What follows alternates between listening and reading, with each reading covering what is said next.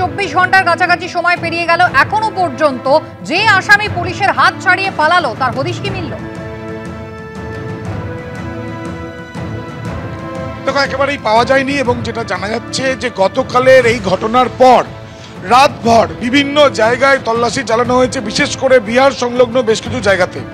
তুমি জানো যে গতকাল রাত্রিবেলায় পুনর্নির্মাণ করা হয়েছে এই ঘটনার, এবং সেখানে আমরা যেখানে দাঁড়িয়ে রয়েছি এই পাঞ্জিপাড়া অঞ্চলে ঠিক এখানে যেখানে পুলিশ কর্মীরাও দাঁড়িয়ে রয়েছে, তুমি দেখতে পাচ্ছ এখানে সেই বাসটিকে নিয়ে আসা হয়েছিল, যেই বাসে করে ওই বিচারাধীন বন্দীকে নিয়ে যাওয়া হচ্ছিল। ঠিক কোর্ট থেকে 24 কিলোমিটার দূরত্বে এই জায়গাতে যখন বাসটা দাঁড়িয়েছিল তখনই বাথরুম করার নামে সে বেরোয়, এবং তারপর প্রত্যক্ষদর্শী বা আশেপাশে যারা শুনতে পেয়েছেন বেশ কিছু শব্দ, তারা তাদের বক্তব্য যে কমপক্ষে 2 থেকে 3 রাউন্ড গুলি চলার তারা শব্দ পান। বাইরে বেরিয়ে একজন প্রত্যক্ষদর্শী আমাদের জানিয়েছেন যে বাইরে বেরিয়ে দেখা যায় যে 2 জন পুলিশ কর্মী গুলিবিদ্ধ অবস্থায়, এবং যেটা পুলিশ মনে করছে যে গতকাল স্নিপার ডগও এখানে নিয়ে আসা হয়েছে।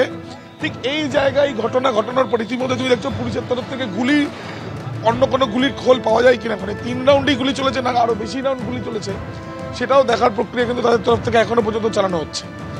যে জায়গায় আমরা দাঁড়িয়ে আছি যেখান দিয়ে সোজা চলে গেলে রায়গঞ্জের দিক, উল্টো দিকে শিলিগুড়ির দিক, সোজাই ওইদিকে পায়ে হেঁটে বা দৌড়ে পালিয়েছে ওই বন্দী, এমনটাই মনে করা হচ্ছে।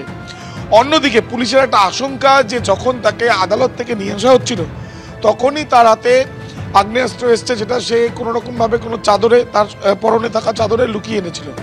তাহলে কোর্ট লকআপে থাকাকালীন তার কাছে কি সে আগ্নেয়াস্ত্র কি পৌঁছেছে? তার কারণ এই আশঙ্কাই কি পুলিশের তরফ থেকে করা হচ্ছে? তার কারণ আমরা জানি যে যখন কোর্ট লকআপ থেকে আসামিকে নিয়ে আসা হয় সেই ক্ষেত্রে তাকে চেক করেই প্রিজন ভ্যানে তোলা হয়।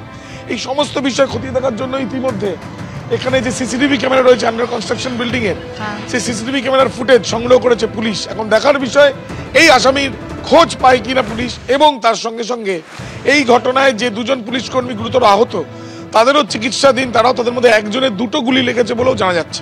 রায়গঞ্জ কারেকশনাল হোম থেকে ওখান থেকে ওকে এখানে প্রডিউস করেছে, করার পরে ও ফিরে যাবার সময় পাঞ্জিপাড়ার কাছে একটা জায়গা মানে আজ পার দি অ্যাকিউজডের রিকোয়েস্টের উপরই আমরা ন্যাচুরাল কলেজে স্টপ করেছেন।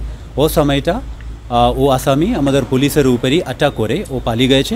He was hiding that weapon inside his blanket.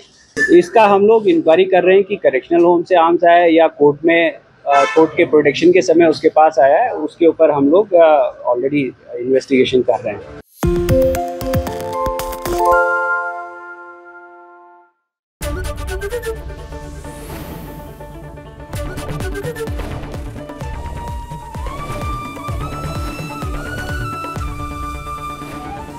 ABP আনন্দ এগিয়ে থাকে, এগিয়ে রাখে।